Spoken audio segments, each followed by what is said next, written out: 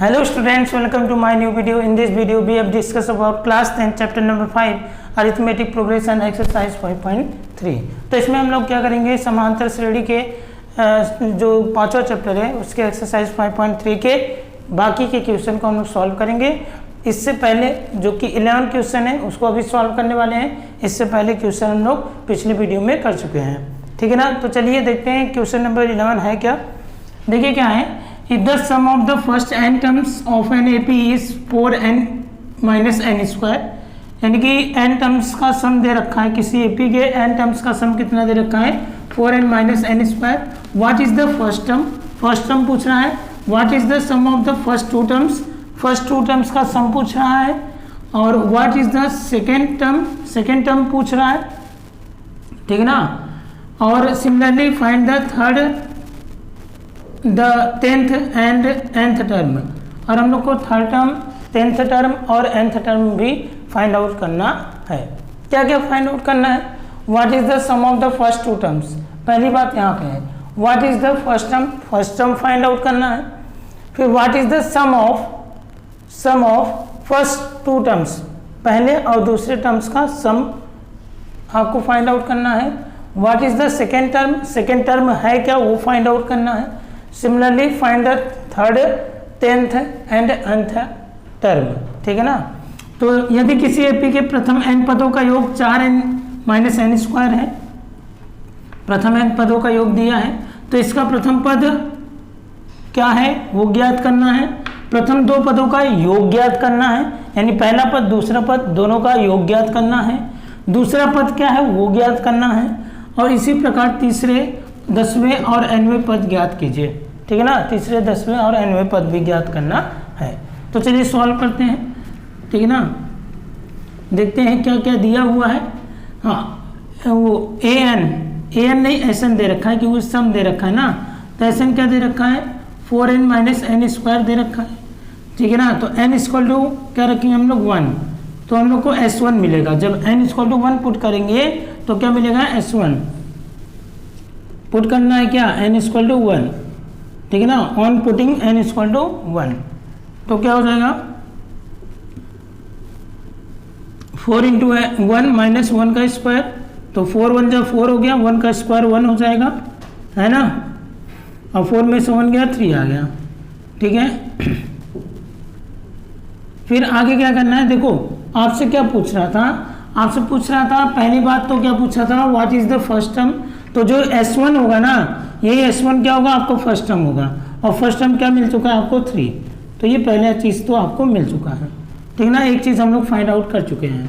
चलिए दूसरी बात क्या कह रहा है कि प्रथम दो पदों का योग पूछ रहा है। प्रथम दो पदों का देखिए ना, सम ऑफ फर्स्ट टू टर्म्स, प्रथम दो पदों का योग, यानी कि अगर हम लोग S2 निकाल लेंगे ना तो वो क्या हो जाएगा प्रथम दो पदों का योग हो जाएगा, ठीक है ना। तो पुट n इक्वल टू 2, तो S2 बराबर क्या हो जाएगा 4 इंटू 2 माइनस n स्क्वायर यानी 2 का स्क्वायर, तो 4 दूनी 8 हो जाएगा और 2 का स्क्वायर 4 होगा। 8 में से 4 गया कितना आएगा 4 आएगा, ठीक है ना। तो S2 कितना मिल गया आपको 4 मिल गया। और यही S2 क्या है ना प्रथम दो पदों का योग है, यही S2 क्या है प्रथम दो पदों का योग है, ठीक है ना। यानी कि आपको दूसरा चीज़ भी मिल गया, यानी कि हम लोग क्या क्या निकाल लिए, एक तो ये निकाल लिए और एक तो ये निकाल लिए, मतलब इसका प्रथम पद निकाल लिए और क्या दो पदों का योग निकाल लिए। दो चीज़ें हम लोग को मिल चुका है। आगे क्या कह रहे हैं, दूसरा पद क्या है पूछ रहा है, दूसरा पद बताइए, ठीक है। दूसरा पद भी निकाल लेंगे, तो दूसरा पद यानी A2, दूसरा पद यानी A2 कैसे मिलेगा, S2 में से S1 को सब्ट्रैक्ट करने पर, S2 में से S1 को सब्ट्रैक्ट कर देंगे। अरे पहला पद 3 था, दूसरा पद 4 है, पहला पद 3 है और पहले और दूसरे पद का योग कितना है 4 है। तो अगर हम लोग क्या करेंगे योग में से पहले पद को निकाल देंगे तो जो बचेगा वो दूसरा पद ही तो बचेगा ना। तो क्या करें S2 माइनस S1 कर दिए, ठीक है ना। और A2 बराबर क्या हो जाएगा, S2 कितना है 4 है और S1 कितना है 3 है, ठीक है ना। तो A2 बराबर कितना हो जाएगा 1 आ जाएगा, ठीक है ना। A2 बराबर क्या आ जाएगा 1 आ जाएगा, यानी दूसरा पद भी हमको मालूम हो गया। देखो क्या किया, प्रथम पद क्या था 3 और दो पदों का योग कितना था, दो पदों का योग 4 है, तो प्लस 1 हुआ होगा तभी तो दो पदों का योग 4 आया होगा। तो देखो दूसरा पद क्या है 1, यानी दूसरा पद 1 था, है ना, तो दूसरा पद 1 मिल गया आपको। चलिए, यानी कि दूसरा पद ये भी निकाल लिया हम लोग, what is the second term, ठीक है। कह रहा है similarly find the third, 10th and nth term, ठीक है। अब हम लोग को a मालूम हो गया, क्या मालूम हो गया, a क्या 3 है, और a2 मालूम हो गया क्या 1 है।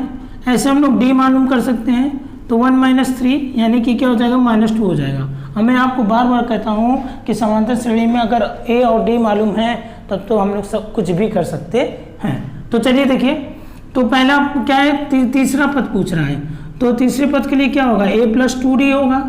तो a कितना है 3 और 2 × d की वैल्यू -2, ठीक है ना, तो कितना हो जाएगा 3 - 4 यानी कितना आ जाएगा -1 आ जाएगा। तो तीसरा पद आपसे पूछ रहा था, तो तीसरा पद भी हम लोग निकाल लें क्या -1। क्या पूछ रहा है आगे, 10वां पद पूछ रहा है, चलिए 10वां पद भी निकाल लेते हैं। तो a 10 बराबर क्या होगा, a + 9d हो जाएगा।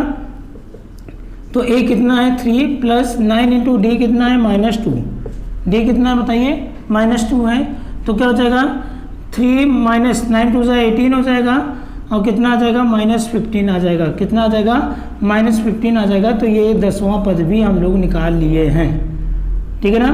चलिए और क्या पूछ रहा है, nवां पद पूछ रहा है, चलिए nवां पद भी निकाल लेते हैं। तो nवें पद के लिए क्या हो जाएगा, देखिए an हो जाएगा, an के लिए मतलब a + n - 1 d हो जाएगा। तो a की जगह बताइए क्या रखेंगे हम लोग 3 और n - 1, क्योंकि n है तो n ही रहेगा, और d की जगह क्या हो जाएगा बताइए -2 हो जाएगा। तो 3 + -2n, सॉरी यहाँ प्लस माइनस हो जाएगा, -2n +2 हो गया, 3 2 5, तो 5 - 2n हो जाएगा, यानी nवां पद भी हम लोग निकाल लिए हैं, ठीक है ना। तो समझ में आया, सब कुछ निकल गया। क्या क्या पूछ रहा था आपसे, पहला पद जो कि निकल गया, फिर क्या पूछ रहा है, दो पदों का योग यानी कि सम ऑफ 2 टर्म्स, वो भी निकल गया। फिर क्या पूछ रहा है बताइए सेकेंड टर्म क्या है, तो वो भी निकल गया। फिर क्या पूछ रखा है आपसे, ऐसे ही आप थर्ड टर्म निकालिए, थर्ड टर्म भी निकाल दिए। फिर आगे क्या पूछा है 10th टर्म निकालिए, तो 10th टर्म भी निकाल लिए। फिर पूछा है nth टर्म निकालिए, nth टर्म भी हम लोग निकाल लिए हैं। आप इसको नोट डाउन कर लिए। चलिए क्वेश्चन नंबर 12 देख लेते हैं, देखते हैं क्वेश्चन नंबर 12 क्या कह रहा है। Find the sum of the first 40 positive integers divisible by 6, यानी फर्स्ट 40 पॉजिटिव इंटीजर्स का सम निकालना है जो कि 6 से डिविजिबल है, ठीक ना। ऐसे प्रथम 40 धन पूर्णांकों का योग ज्ञात कीजिए जो 6 से विभाज्य है। तो 6 से विभाज्य 40, प्रथम 40 धन पूर्णांकों का योग हम लोग को ज्ञात करना है। तो चलिए, तो 6 से विभाज्य मतलब, तो 6 से विभाज्य नंबर कौन कौन से होंगे पहले उसको लिखना पड़ेगा, लिख करके उसका एपी बनाना पड़ेगा, ठीक है ना। तो पहली बात, तो पहला नंबर क्या है 6 ही है जो 6 से विभाज्य है, दूसरा 12 होगा, तीसरा 18 होगा, चौथा 24 होगा, एंड सो ऑन। ऐसे जाएँ तो 40 वाला को क्या होगा 40वां क्या होगा, तो इसका मल्टीप्लाई कर लीजिए, कितना हो जाएगा 240, किसका मल्टीप्लाई 40 में 6 का, तो 240 हो गया। मालूम हो गया सब, ठीक है ना। क्या करना है, योग ज्ञात करना है। तो a मालूम है हम लोग को 6, d क्या होगा 12 - 6 बराबर 6 हो जाएगा, a भी 6 है और d भी क्या मिला 6 मिल गया। चलिए आगे क्या करना है, हम लोग देखते हैं ये क्या है लास्ट वाला टर्म यानी l कितना है 240। तो s यानी प्रथम 40 पदों का योग ज्ञात करना है। तो Sn का फॉर्मूला क्या होता है बताइए, n/2, फिर 2a + 2a, ये वाला ना लगाते हैं हम लोग, 2a + n - 1d नहीं लगाएंगे, क्या लगाएंगे a + l लगाएंगे। क्यों, क्योंकि हमको a भी मालूम है l भी मालूम है, तो वो लगाने से कोई मतलब नहीं है। तो S40 = क्या हो जाएगा 40/2, 40 क्यों, क्योंकि 40 पदों का पूछ रहा है, ठीक है ना। तो a क्या है 6 हो गया, प्लस l क्या है 240 हो गया, ठीक है ना। इसको डिवाइड करेंगे तो S40 क्या हो गया बताइए 20, और फिर ब्रैकेट में कितना हो जाएगा 246 हो जाएगा। तो S40 = कितना हो जाएगा, इसका मल्टीप्लाई कर लें तो 2 6 12 हो गया, 2 4 8 1 9 हो गया, 2 2 जा 4 और 0, तो 4920 आ जाएगा, है ना। फिर से मल्टीप्लाई कर लेते हैं, 2 6 जा 12, 2 4 जा 8 1 9, 2 2 जा 4, बिल्कुल सही है। तो ये हो गया आपका ये सॉल्यूशन 12th का। अब चलिए देखते हैं क्वेश्चन नंबर 13 क्या कह रहा है, ठीक है ना। क्वेश्चन नंबर 13 क्या कह रहा है, find the sum of the first 15 multiples of 8, first 15 multiples of 8, यानी 8 के प्रथम 15 जो मल्टीपल होंगे उसका क्या करना हम लोग को, सम निकालना है, ठीक है ना। तो 8 के प्रथम गुणजों का 15 गुणजों का योग ज्ञात कीजिए। 8 के प्रथम 15 गुणजों का क्या करना है, योग ज्ञात करना है, यानी कि 8 के जो फर्स्ट 15 मल्टीपल्स आएंगे उन्हीं का हम लोग क्या करना है, सम फाइंड आउट करना है। तो चलिए सॉल्यूशन देखते हैं। तो क्या होगा, मल्टीपल्स लिखना स्टार्ट करते हैं। एक तो 8 हो जाएगा, 16 हो गया, 24 हो गया एंड सो ऑन। और अगर 15 से मल्टीप्लाई करें तो कितना हो जाएगा, 120 हो जाएगा, होगा ना, क्योंकि 15 8 जा 120 हो गया, ठीक है। जैसे उधर हुआ ऐसे इधर हो जाएगा क्वेश्चन। a = 8 हो गया, d = भी 8 हो जाएगा, तो 16 - 8 बराबर 8 हो गया, ठीक है ना। और l क्या हो गया, 120, क्योंकि 15 गुणजों का प्रथम 15 गुणजों का पूछ रहा है, ठीक है ना। तो क्या हो जाएगा, SN फॉर्मूला लगाएंगे, n/2 सम पूछ रहा है तो n/2 हो जाएगा। और 2a + n - 1d नहीं लगा करके a + l लगाएंगे, क्योंकि हम लोग को a भी मालूम है और l भी मालूम है, तो s 15 हो जाएगा। यहाँ क्या हो जाएगा, 15/2 हो जाएगा। और a + l 15 क्यों आया, क्योंकि 15 गुणजों का पूछ रहा है, ठीक है ना। a क्या है, 15 मल्टीपल्स का पूछ रहा है ना, इसलिए 15 आएगा। a क्या है, 8 हो गया, l क्या है, 120 हो गया, है ना। तो s15 = क्या हो जाएगा बताइए, 15/2, और ये कितना हो जाएगा, 128 हो जाएगा। इसको डिवाइड करें, 2 6 जा 12, 2 4 जा 8, तो s15 = क्या हो जाएगा, 15 × 64 हो गया। तो s15 = क्या हो जाएगा, 15 चौके 60, यानी 15 4 जा 60, 6 कैरी होगा, तो 15 छक्के 90, यानी 96, यानी 960 आ जाएगा। कितना आ जाएगा बताइए, 960 आ जाएगा। तो आप इसको नोट डाउन कर लीजिए। चलिए स्टूडेंट्स, हम लोग क्वेश्चन नंबर 14 को देख लेते हैं, देखते हैं क्या कहता है। Find the sum of the odd numbers between 0 and 50, यानी 0 और 50 के बीच में जितने भी ऑड नंबर है उनका हम लोग को क्या करना है, सम फाइंड आउट करना है। 0 और 50 के बीच की विषम संख्याओं का योग ज्ञात करना, किसकी, विषम संख्याओं यानी ऑड नंबर का, ठीक है ना। तो चलिए सबसे पहले हम लोग 0 और 50 के बीच के ऑड नंबर को लिख लेते हैं। तो सॉल्यूशन करेंगे हम लोग, तो लिखेंगे let the odd numbers between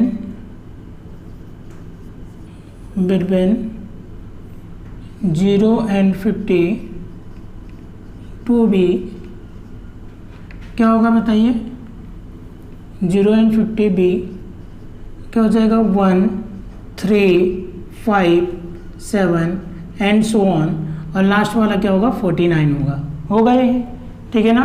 तो क्या लिखोगे हिंदी में, हिंदी मीडियम वाले क्या लिखोगे, माना 0 और 50 के बीच, 0 और 50 के बीच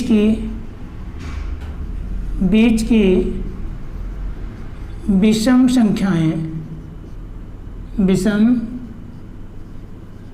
संख्याएं इस प्रकार है।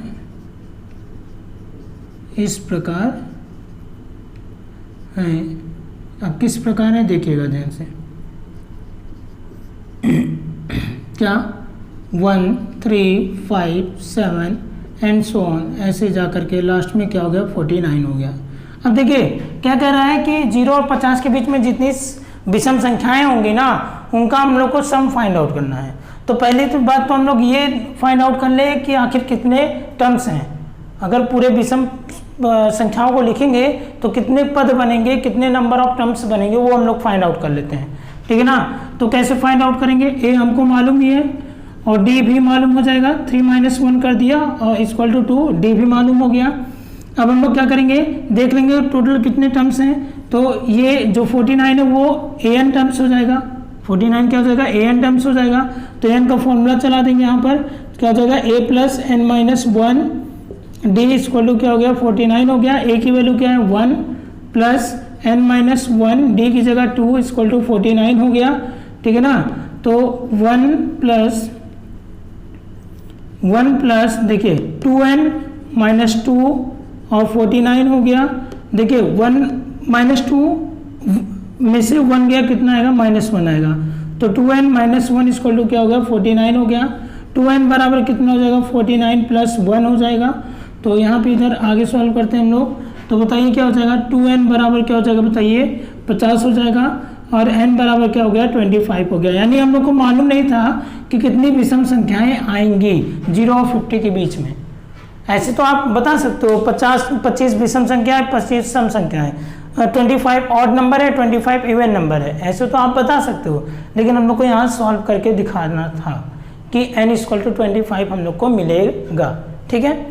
चलिए अब यही 25 टर्म्स का हम लोग को क्या निकालना है, सम निकालना है। तो चलिए ठीक है, तो n = क्या हो जाता है n/2 फिर 2a + n - 1d है ना, 2a + n - 1d, ठीक है। अब देखिए मैं आपसे क्या कहा, S25 आपको निकालना है, ठीक है ना। तो 25/2 हो जाएगा। बताइए ये फॉर्मूला हम लोग चलाएं या फिर हम लोग क्या करें a + l वाला फॉर्मूला चलाएं। तो हम लोग क्या करेंगे a + l वाला फॉर्मूला चलाएंगे। क्यों, क्योंकि a मालूम है, an को हम लोग l बोल सकते हैं। तो a मालूम है, l मालूम है, तो a + l वाला फॉर्मूला चला देते हैं। आप चाहे ये ना चलाओ चाहे a + l वाला चलाओ, कोई दिक्कत नहीं है। तो Sn बराबर वो ये फॉर्मूला लिखे रहने देते हैं, हम लोग चलाएंगे कौन सा फॉर्मूला, ये वाला फॉर्मूला। तो ये फॉर्मूले का यूज यहाँ पे नहीं होने वाला है, ठीक है ना। चलिए तो हो जाएगा, मतलब आप रख करके कर सकते हो, आएगा आंसर वही, ठीक है ना। चाहे आप ये लगा लो चाहे ये लगा लो, तो जो आसान है उसको लगाते हैं हम लोग, ठीक है ना। तो S25 और ये क्या हो जाएगा 25/2, a कितना है 1 है और l कितना है 49 है, ठीक है ना।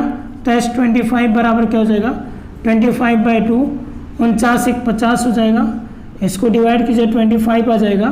तो S25 बराबर कितना हो जाएगा 25 × 25 यानी 625, कितना आ गया 625। तो ये हो गया आपका सॉल्यूशन, आप इसको नोट डाउन कर लीजिए।